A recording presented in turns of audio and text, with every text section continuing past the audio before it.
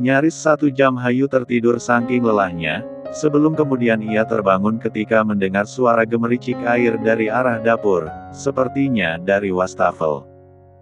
Lagi cuci piring kali itu hantu. Gumamnya sembari menggeliatkan tubuhnya malas.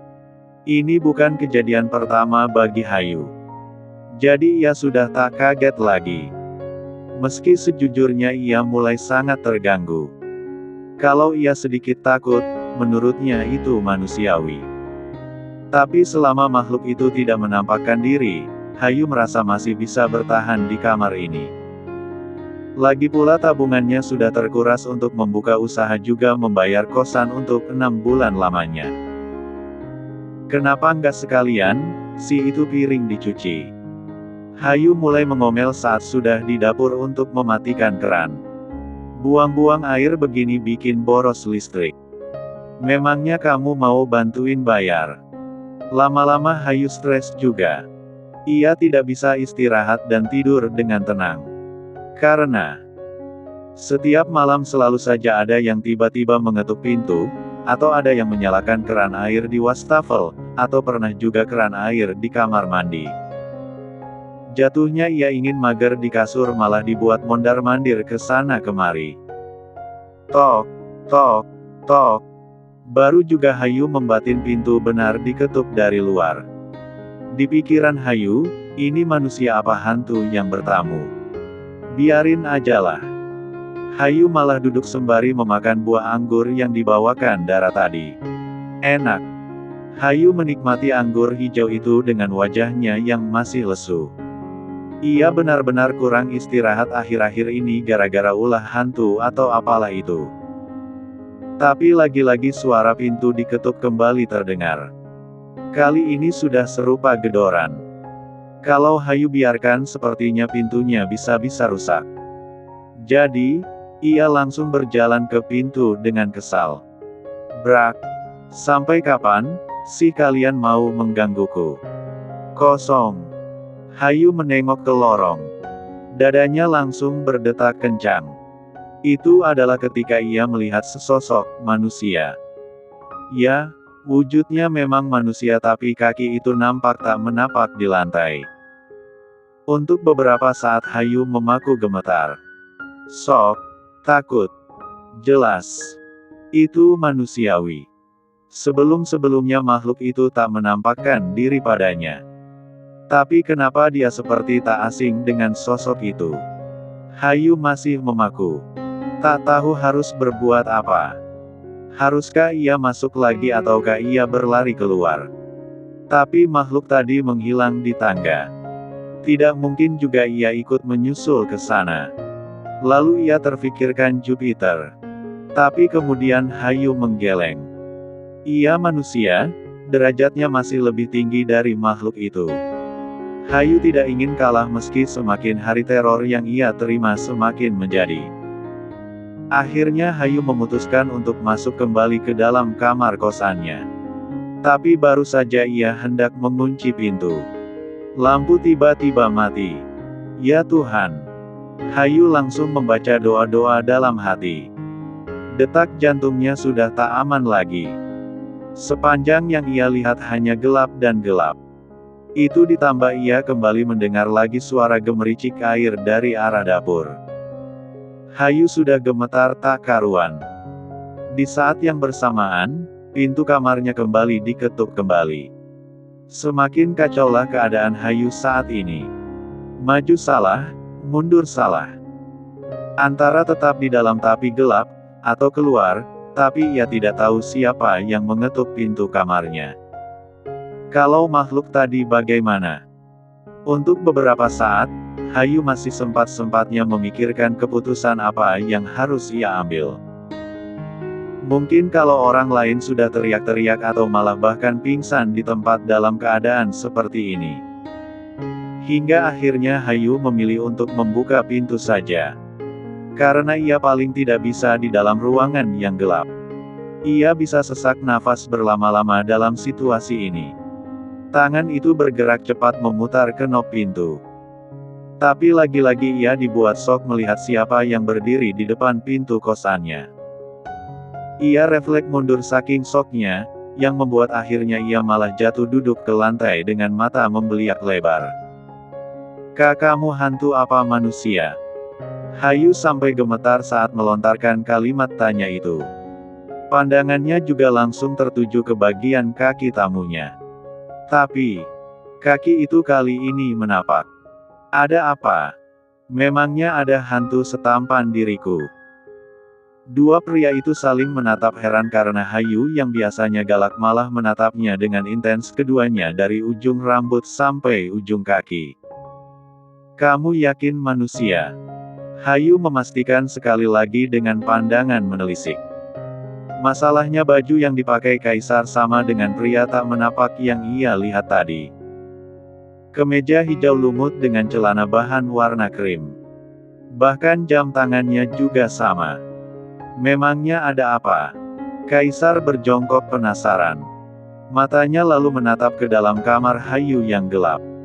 Pikirnya Hayu ketakutan karena lampu kamarnya mati. Sementara Hayu yang melihat Kaisar berjongkok di depannya sontak mundur. Ia masih parno dengan kejadian sebelumnya. Hayu. Suara Jupiter langsung mengalihkan atensi Hayu. Dan entah kenapa, Hayu langsung sontak bangkit, berlari ke arah Jupiter dan bersembunyi di belakang pria itu. Ia hanya merasa bahwa saat ini ia butuh pertolongan. Apa yang kamu lakukan pada Hayu, Kai? Jupiter langsung menatap tajam saudaranya itu untuk meminta penjelasan. Apa maksudmu?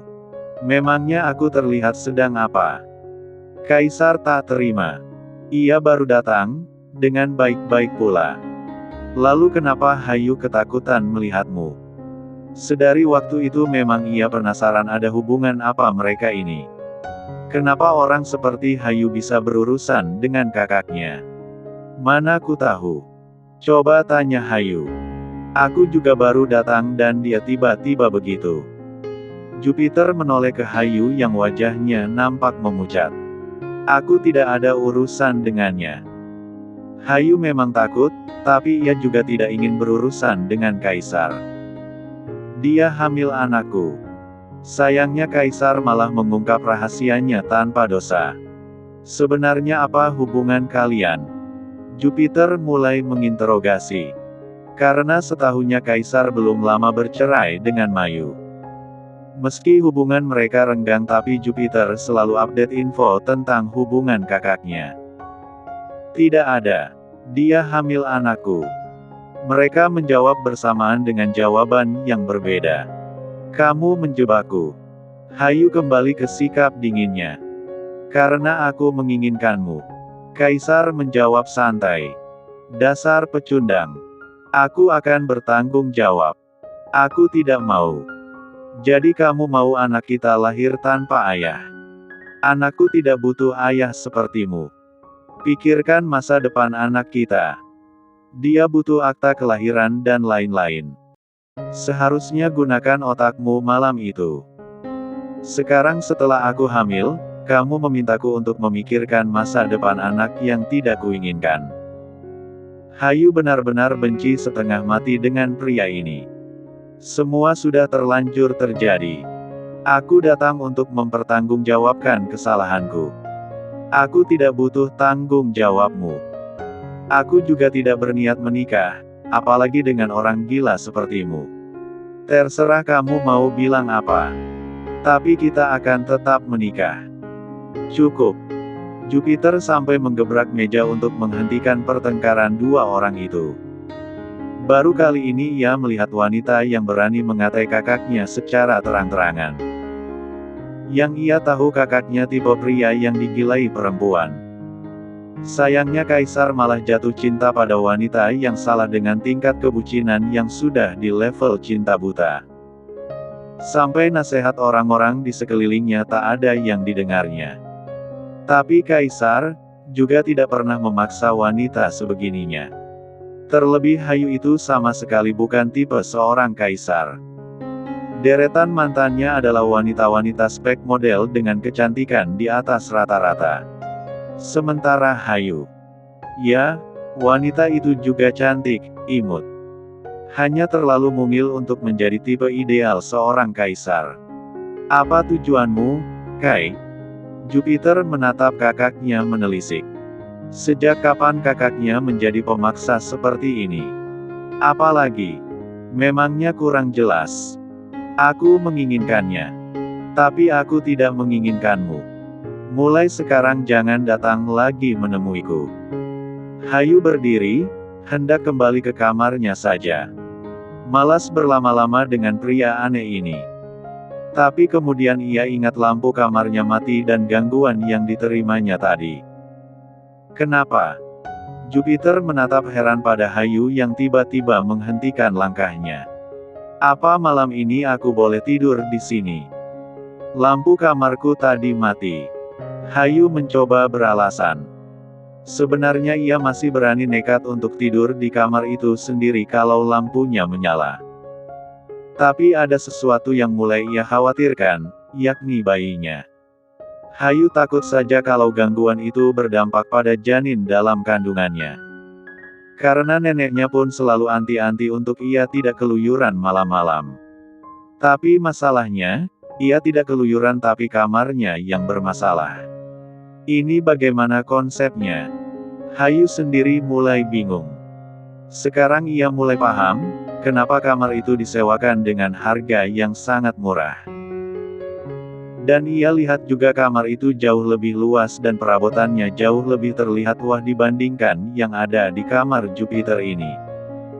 Tinggal hubungi saja pemiliknya. Kaisar berusul. Entah kenapa ia merasa tidak rela kalau Hayu satu kamar dengan adiknya. Menurutnya ini bukan masalah ia punya perasaan lebih atau bagaimana. Tapi ia melihat Hayu ini perempuan baik-baik yang sepertinya tak pantas menginap di kamar seorang pria yang bukan suaminya. Hayu mendelik kesal ke arah Kaisar. Mau tak mau ia mengambil ponselnya untuk menghubungi Pak Aswar. Tapi Jupiter mulai paham apa yang terjadi pada Hayu. Karena ini bukan pertama kalinya terjadi. Pun menurutnya cukup kuat juga Hayu bisa bertahan di sana sejauh ini. Sementara penghuni lain paling mentok kuat 3 hari saja. Itu pun masih ada drama kesurupan yang membuat heboh. Biar Hayu tidur di sini. Jupiter akhirnya angkat suara. Apa kamu gila? Kaisar tak terima. Memangnya kenapa? Aku bukan kamu, Kai, yang akan mencari kesempatan dalam kesempitan, sindir Jupiter telak. Sejujurnya ia ingin memprotes keras tindakan gila kakaknya itu tapi sepertinya ia butuh bicara berdua nanti. Omong kosong. Aku tidak mengizinkannya, tolak Kaisar. Memangnya kamu siapa? Hayu melotot. Aku.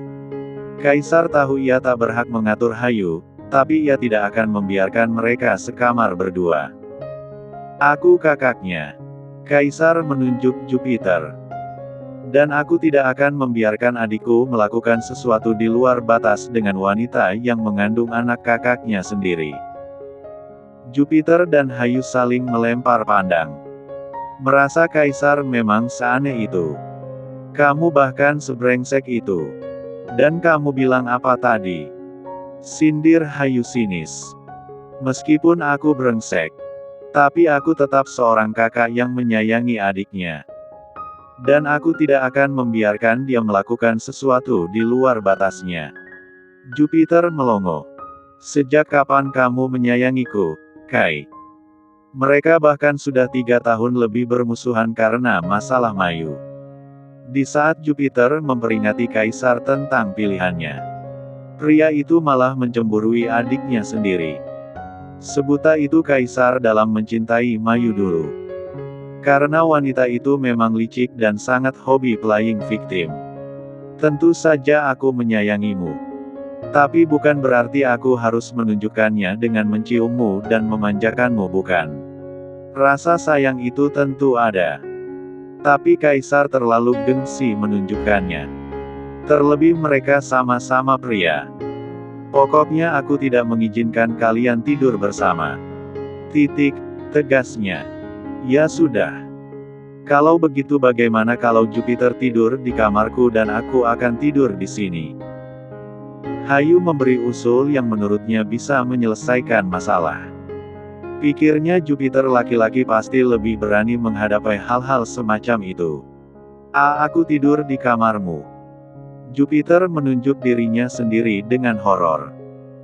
Bagaimana tidak, ia sudah sangat tahu apa yang akan ia hadapi di kamar itu. Dan Hayu malah memberi usul gila itu.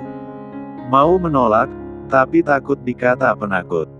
Sementara dia ini laki-laki. Maju mundur rasanya salah. Aku setuju. Aku juga akan tidur di kamar sebelah. Kaisar langsung menawarkan diri untuk menemani Jupiter.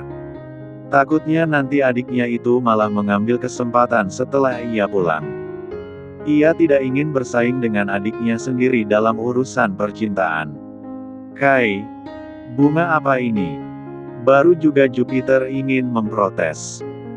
Kaisar malah menanyakan bunga dari Hayu yang Jupiter letakkan di atas mejanya tadi. Karena Kaisar merasa mengenali kartu yang terselip di buket bunga itu. Bunga dari Hayu untukku. Jupiter langsung menjauhkan buket bunga itu. Sementara Kaisar melirik Hayu yang langsung membuang muka. Hubungi orang untuk memperbaiki lampu di sebelah, titah Kaisar, entah pada Hayu atau Jupiter. Sementara Mario hanya bisa menjadi penonton saja atas kegilaan bosnya. Loh, lampunya menyala. Kaisar baru membuka pintu kamar Hayu dan lampu rupanya telah menyala. Sementara Jupiter tak mengatakan apapun. Perasaannya langsung tak enak begitu memasuki kamar itu. Kamar yang lebih luas dengan perabotan yang jauh lebih baik dari kamar yang ia tempati. Kamu yakin mau tidur di sini, Kai? Jarak usia mereka yang tidak begitu jauh membuat Jupiter lebih nyaman memanggil kakaknya dengan nama saja. Kenapa memang? Kamu menyukai Hayu? Tuduh Kaisar. Kamu terganggu aku ada di sini. Cek. Sebenarnya apa tujuanmu? Jupiter masih penasaran alasan apa yang membuat kakaknya ini sampai menghamili Hayu. Aku menyukainya. Kaisar menjawab santai sembari duduk di sofa. Hayu bukan tipemu. Tahu apa kamu? Cinta itu bisa datang kapan saja. Tipe itu nomor kesekian, dalihnya. Sampai memaksanya seperti ini. Jelas-jelas dia menolakmu. Aku tidak ingin bersaing dengan adikku sendiri. Jadi lebih baik kamu mundur sekarang. Hayu juga sedang mengandung anakku. Sejak kapan kamu menjadi sebrengsek ini? Orang tua kita pasti akan sangat kecewa dengan kelakuanmu. Jupiter tak menyangka kakaknya bisa melakukan hal seperti ini. Jangan campuri urusanku. Kamu memaksa seorang wanita untuk mengandung darah dagingmu, Kai. Apa sebenarnya rencanamu pada Hayu? Meski aku belum lama mengenalnya. Tapi aku tahu dia wanita baik-baik. Jupiter mencengkeram kerah kemeja Kaisar kuat. Kalaupun kamu butuh menyalurkan nafsu bijatmu, kamu tinggal tunjuk wanita manapun dengan menggunakan uangmu. Kenapa harus Hayu? Sudah ku bilang jangan campuri urusanku. Kaisar menyentakkan cengkeraman tangan Jupiter. Mereka nyaris saja baku hantam andai saja tak ada suara-suara aneh yang terdengar dari dapur. Keran air menyala dan seperti ada seseorang yang sedang mencuci entah perabotan kotor di sana. Jupiter dan Kaisar langsung saling melempar pandang. Kaisar yang memang tak memiliki firasat apapun. Pun dia memang tak percaya pada hal semacam itu. Jadi ia santai-santai saja. Berbeda dengan Jupiter yang memang sudah tahu tentang kamar ini. Dua pria itu saling mematung. Jupiter juga enggan mencari penyakit dengan mencari tahu ke dapur, karena ia tahu itu apa. Sampai kemudian terdengar lagi suara langkah seseorang yang seakan mondar-mandir masih dari arah yang sama. Kali ini Kaisar langsung bergerak. Pikirnya ada maling karena tadi kamar ditinggalkan tanpa dikunci lebih dulu. Tapi sayangnya ia tak menemukan apapun. Keran air juga tidak menyala. Piring kotor masih utuh dan juga tidak ada siapapun di sana. Ia lalu beralih ke arah kamar, juga kamar mandinya. Dan lagi-lagi ia tak menemukan siapapun. Kamu tidak akan menemukan apapun. Jupiter bersuara. Maksudnya? Kaisar jelas bertanya-tanya. Suara itu sangat jelas dan sudah pasti bukan halusinasinya. Kita keluar dulu. Jupiter keluar lebih dulu. Sekali lagi ia tak ingin mencari penyakit dengan berurusan dengan hal-hal semacam itu. Kaisar mengikuti dari belakang. Namun ia masih sempat melihat sekali lagi ruangan itu. Tidak ada siapapun di sana. Jelaskan apa maksudmu? Kaisar mulai mencecar adiknya. Siapa tahu memang ada pencuri yang bersembunyi di kamar itu. Kamar itu ada penghuninya. Setelah keluar dari kamar barulah Jupiter bersuara. Maksudmu hantu? Kaisar bicara dengan nada mengejek. Karena dirinya memang tak begitu percaya dengan adanya makhluk tak kasat mata itu. Apalagi, aku tahu kamu tidak akan percaya, Kai. Kalau begitu, coba saja kamu tidur semalam di sana. Aku tidak yakin kamu akan kuat. Selama ini baru Hayu yang mampu bertahan di sana lebih dari seminggu. Tapi akhirnya dia kalah juga, kan? Jupiter berusaha memaparkan pendapatnya. Menurutmu, apa mungkin wanita baik-baik, segalak dan sejutek Hayu mau tidur di kamar laki-laki lain? Kalau bukan karena ada someting dan terpaksa. Jadi, Hayu galak dan jutek padamu. Kaisar malah lebih tertarik membahas hal itu daripada masalah hantu. Bukannya denganmu juga begitu? Bahkan lebih parah. Jupiter mengejek balik. Tapi baru juga Kaisar ingin membalas ejekan adiknya. Dari arah kamar Jupiter terdengar suara orang berteriak. Itu suara Hayu. Hayu. Mereka saling bertatapan sebelum kemudian Jupiter berlari lebih dulu ke dalam kamarnya.